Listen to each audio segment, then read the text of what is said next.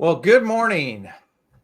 News just doesn't stop this year. It is just clobbering us, Joe. Absolutely clobbering us. Good morning, everyone. I don't want the beat down. I don't want to be beaten down anymore. I'm trying to find some. I really am trying to find some uplifting news out there. It's not easy. Well, Nvidia's through the roof. How's that? There we go. You got Nvidia stock? Congratulations. You're doing great. Good morning, Brendan Rendo with the Homes Orlando team, and joined as always by Joseph Dion. We got a lot of stuff going on. There's actually talk of higher interest rates from the Fed. We've got debt continuing to grow for everyone in the United States. We've still got a ton of trouble in the commercial sector. So it's just, everything's just coming together beautifully into the perfect storm. So let's hop in. And this one just kind of caught me a little off guard.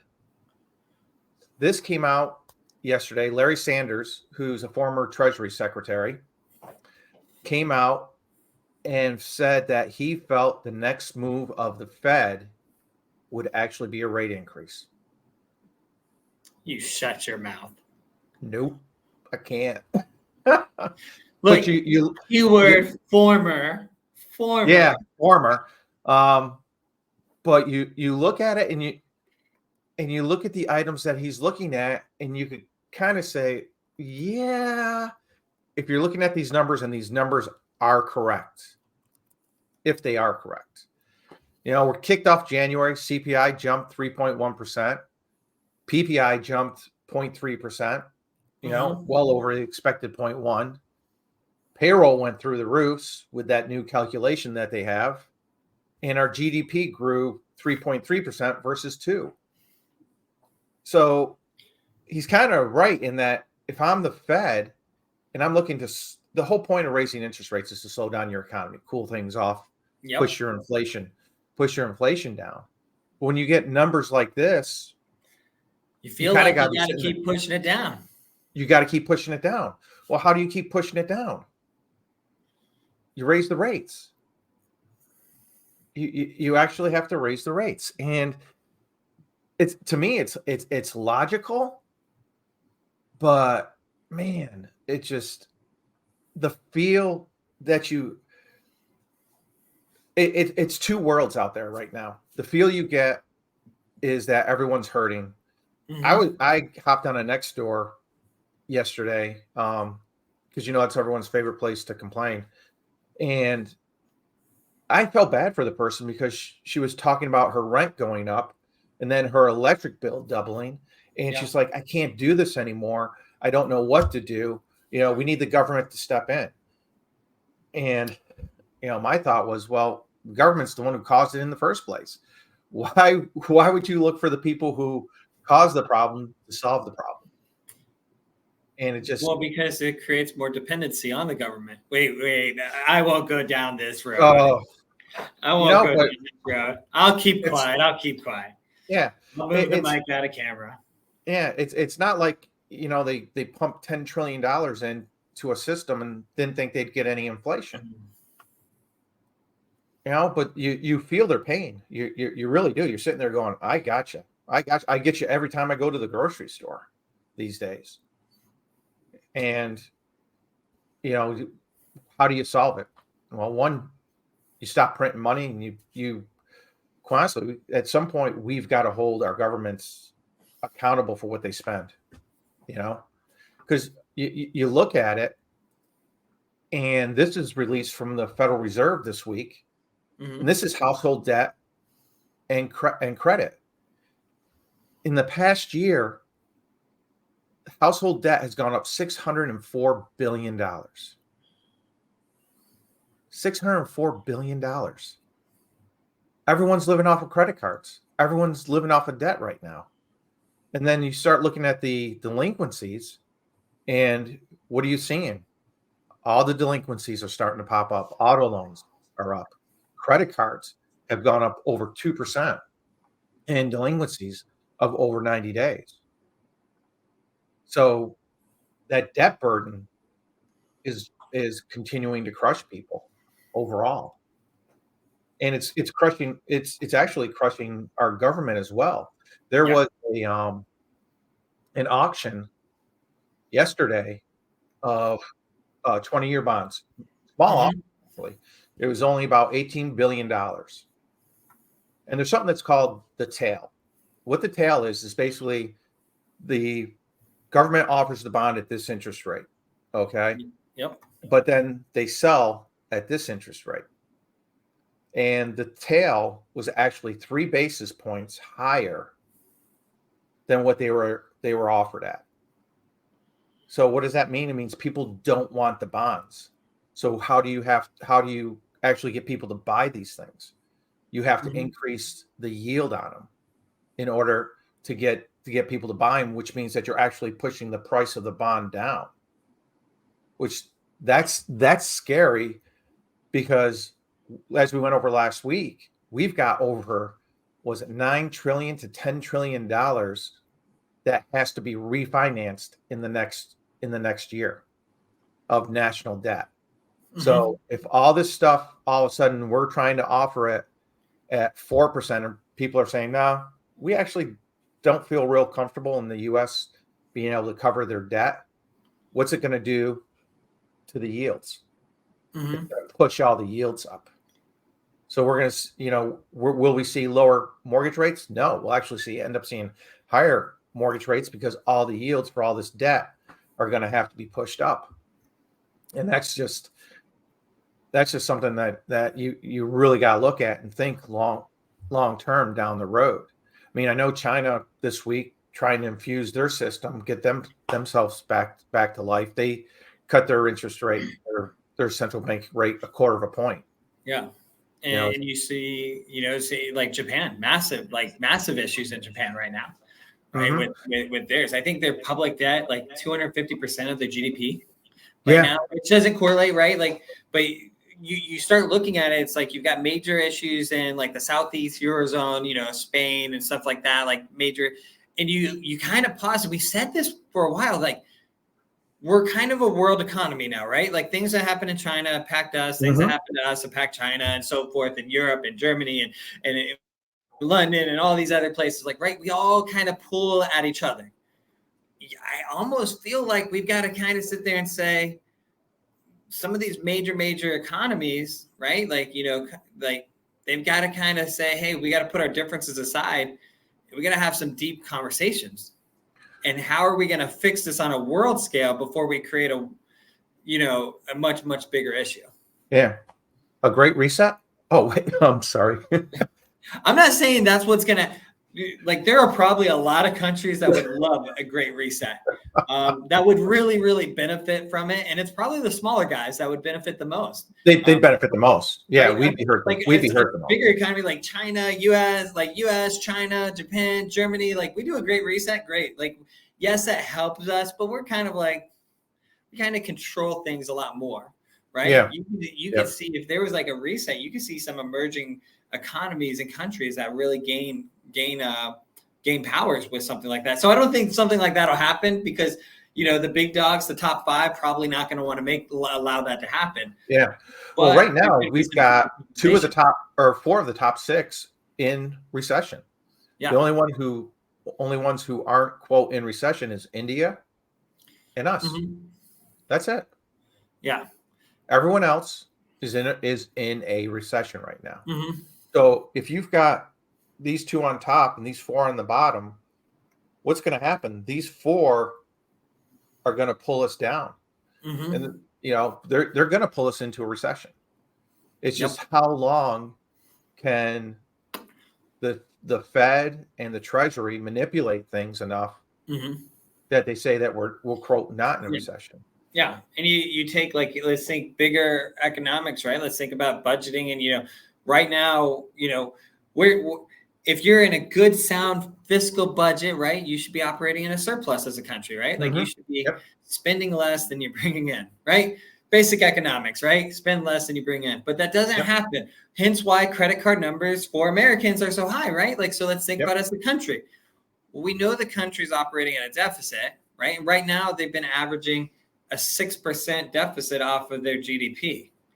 How long can you operate at a 6%? Because there's no end in sight right now. No, there isn't.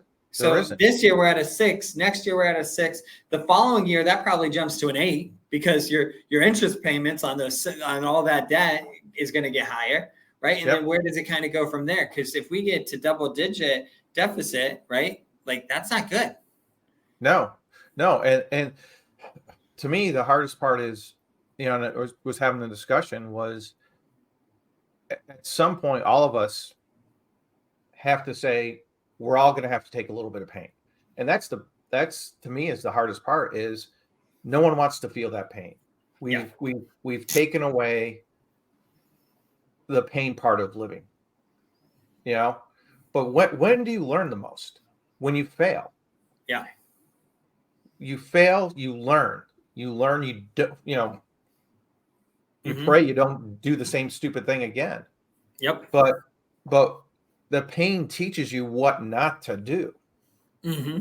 And I think in a lot of ways, both economically and culture, we've just kind of pulled that away from everyone. We don't want you to feel pain. Well, go outside, run around, fall down, get back up. That's how you learn. And it comes a point where all of us just gonna say, okay, you know what? We're all gonna feel a little pain. You know what? Maybe I don't need that third car. Maybe I don't need, 3 houses. Maybe I don't need 8 TVs in my house. Because maybe I don't need. well, you got how many 4 kids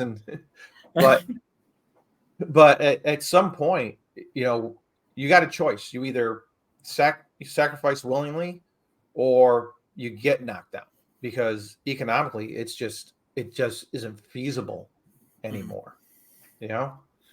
So you got this going on. Then, we've been talking a lot over the past couple of weeks about the commercial real estate, and then things continue to develop in that arena. One of the biggest ones is the pension funds have cut back tremendously on their investments in commercial real estate over the past year. There's a 45% drop in the investment from pension funds for commercial real estate. So what does that mean? It means money's tighter. So what happens to the cost of that money for the commercial guys? It's going to go up. And then you look at this one as well, is the net lease volume fell by 51% from 2022. That's tremendous because that your net lease income is what you use to qualify for your refinance. So if that's dropped 51%, what are those chances of getting refinanced? All I'm saying is, where is this 51% here in Florida? Like our commercial. I know you're shopping around right now. I'm like, we gotta decide if we're gonna renew or expand or go to another location. And I'm sitting here going, man, like, how does it keep going up and up? Like, we hear these numbers nationally, but we're not experiencing that here in Orlando. Well, go to San Francisco. I'm sure you can get at a really good price. We're moving our headquarters. I don't want to live in San Francisco. Nothing against California, but I can't afford it. Yeah, go to New York. I can barely afford Florida. I hear the government. I hear New York's not pro business right now, so I'm not going to go to New York. Well, did you hear Remington, the largest gun manufacturer in the U.S., is moving out? They announced it yesterday. Did not hear that. Going to Georgia. Yep. Wow. They're done with New York. They've had enough. Wow.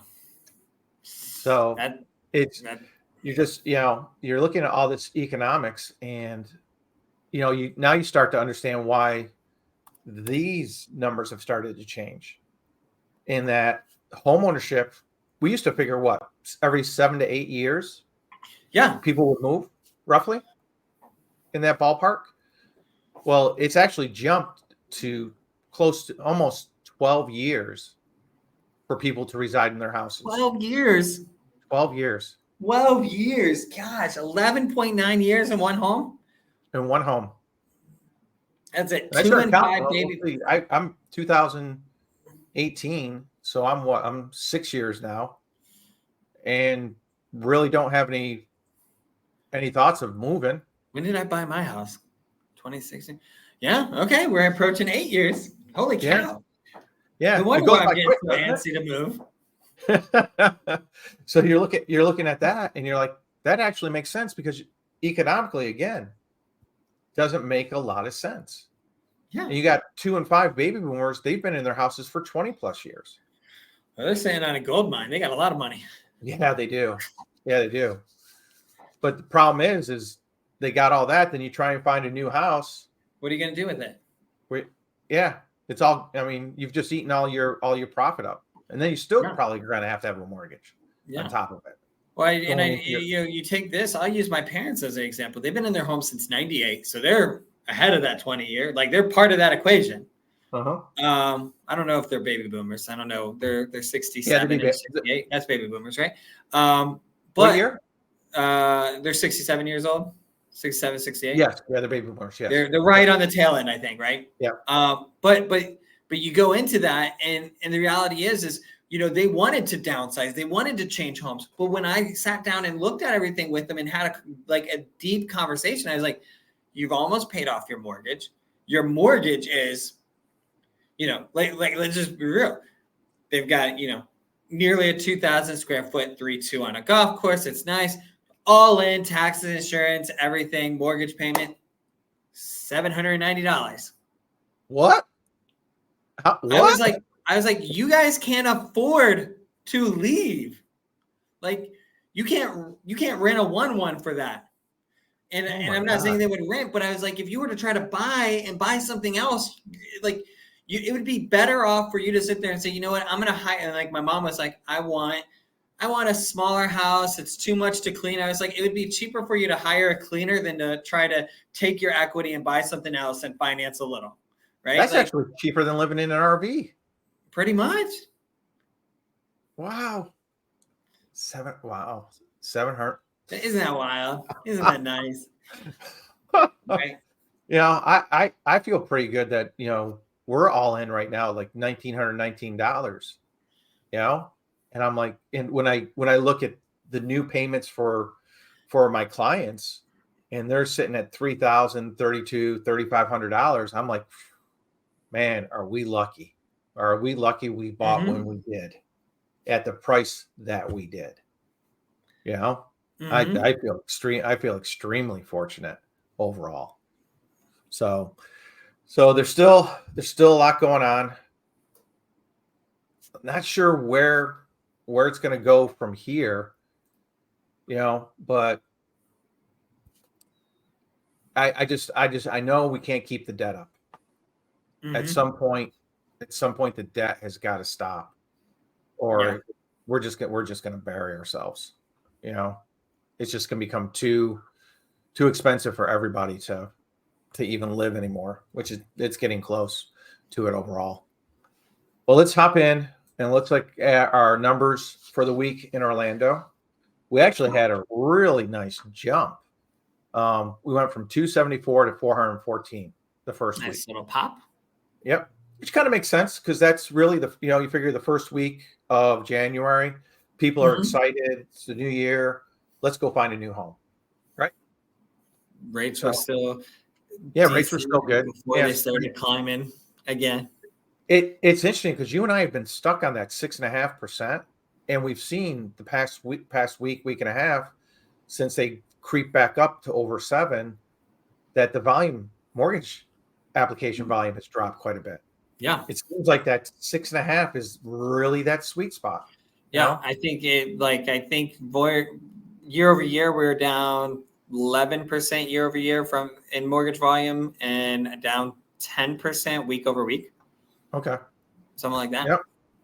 Yeah. And people are just, tightening their, it's amazing how that little bit can make that much of a difference, but it does. It obviously is, because we see it every week in the volume going up and down. And this was interesting that the median price, even though the volume went up, the median price decreased 7.4%. Interesting. So sellers are tightening a little bit. Yeah. Inventory decreased just a hair. So we've been really pretty steady at that 5,400 home volume for, I think, the past month. We're coming into March. Usually mid-March, end of March, you start to see that volume pick up as people get ready for the spring season. Yep. Our condos are, they're just holding steady at 115. I mean, they're not going anywhere. And got some interesting news this morning, but we got to confirm it all. We'll take care of that next week. But I got to tell you, I was working on a deal and it killing me. But over here in the Springs in Longwood, can you guess what the total capital contribution is to move into a condo over there? Oh gosh, it's the Springs, which the Springs is notoriously high all the time. I feel like anytime I talk about it, I don't know what, like $2,000, $3,500. $3,500, and the capital contribution, just for those that aren't aware, basically this is a fee that you pay at closing when you purchase. It's a one-time expense when you move in, but it's kind of just like, hey, you want to live here? Great. For the joy of living here, $3,500. Yep. They have the master, which is $2,155, and then the condo stub HOA is another 2 months, and the HOA fee is $625. So you're adding another $1,300 on top of the $2,155. Wow! And I about fell over. I'm like, how do you buy it? How do you sell it? Because that's a serious situation with a seller saying, look, if you want someone to move in here, you need to eat this, or a good portion of it, because otherwise it's prohibitive for people to move in. Yep. Condo prices, they decreased about 10%, the median price. And our inventory, just a hair up, 11%. Then we hop into one of our favorite numbers, the original list to set to final list price. We're holding steady at that 94% right now. And the $1 million homes actually came up a little bit. Okay. I think we're at 88% last week. We actually came back up to 93. So a little bit of recovery there. But one of the big things is our average days list to contract jumped to 65. And that was a pretty big overall jump when you look at it graphically, because we had dropped down to roughly 53. This is the first time we've actually broken over 60 days. Yeah. On that market. And then you see our inventory holding, pretty much holding steady for the past month and a half at that 5,400 units. And then the same thing with the condos. We jumped to 65 days. And again, you look at it, they are holding steady above that 60-day mark. That's I know a lot of people say 6 months is a buyer's market, but I think that rule of thumb is old school. Simply one, because of information available and the ease to look at properties over the way it used to be. I think 60 days really is your buyer's market now. If something is staying on the market more than 60 days, it's really jumped into your buyer's market. Then you see our inventory, again, just slow and steady, continuous move of condos inventory growing. So, I mean, but there's so many things. Boy, if you're looking at a condo, there's a lot of phone calls you need to make to that HOA to make sure everything, what are the exact what is the capital contribution?